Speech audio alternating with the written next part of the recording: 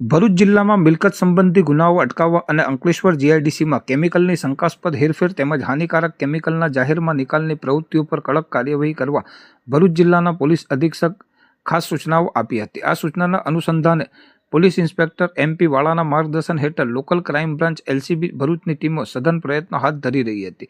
દરમિયાન ગઈકાલે police sub inspector RK ટોરાણીની ટીમ અંકલેશ્વર જીઆઈડીસી વિસ્તારમાં પેટ્રોલિંગ કરી રહી હતી। તે સમયે ચોક્કસ બાતમી મળી હતી કે અંકલેશ્વર જીઆઈડીસીમાં આવેલ યોગી ઇસ્ટેટ પ્લોટ નંબર 25 પાર્ટ 2માં આવેલ ખુશ્બુ ડાય કેમ્પ પ્રાઇવેટ લિમિટેડના ગોડાઉનમાં અત્યંત જ્વલનશીલ કેમિકલનો અનઅધિકૃત જથ્થો અસુરક્ષિત અને ભયજનક રીતે રાખવામાં આવ્યો છે। એટલું જ નહીં પણ તે સમયે એક ટેન્કરમાંથી પાઇપ વડે બેરલો ભરીને ગોડાઉનમાં સ્ટોર કરવાની પ્રવૃત્તિ પણ ચાલુ છે। બાતમીના આધારે LCBની ટીમ દ્વારા તાત્કાલિક દરોડો પાડવામાં આવ્યો હતો। ગોડાઉન ખાતે તપાસ કરતા એક ટેન્કરમાંથી પાઇપ વડે 2 ઇસમો કેમિકલના બેરલો ભરતા મળી આવ્યા હતા। ગોડાઉનમાં પણ કેમિકલ ભરેલા મોટા પ્રમાણમાં બેરલો મળી આવ્યા હતા। પોલીસે ગોડાઉન પર હાજર અક્ષયભાઈ નટવરભાઈ પરમાર રહેવાસી આદિત્યનગર અંકલેશ્વરની પૂછપરછ કરી જ્વલનશીલ કેમિકલ સ્ટોર કરવા માટે જરૂરી એવા PESO ફાયર સેફ્ટી કે પુરવઠા વિભાગના કોઈપણ પ્રકારનું લાયસન્સ તેમની પાસે હતું નહીં।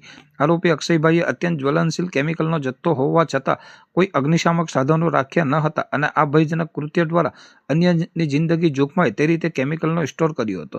LCB ભરૂચ દ્વારા ગેરકાયદેસર પ્રવૃત્તિઓ પર તવાઈ બોલાવતા ઘટના સ્થળેથી ટેન્કર સહિત કુલ 54,52,948 રૂપિયાનો મુદ્દામાલ કબજે કરવામાં આવ્યો છે। જેમાં ટેન્કર કે જેનો રજિસ્ટ્રેશન નંબર GJ8Z 2733 કે જેની આશરે કિંમત 20 લાખ, લોખંડ અને પ્લાસ્ટિકના કુલ 298 બેરલોમાં તથા ટેન્કરમાં ભરેલું 50,510 લીટર કેમિકલ કે જેની આશરે કિંમત 33,32,748 રૂપિયા, 144 ખાલી બેરલ કે જેની આશરે કિંમત 1,15,200 રૂપિયા સહિતની વસ્તુઓનો સમાવેશ થાય છે।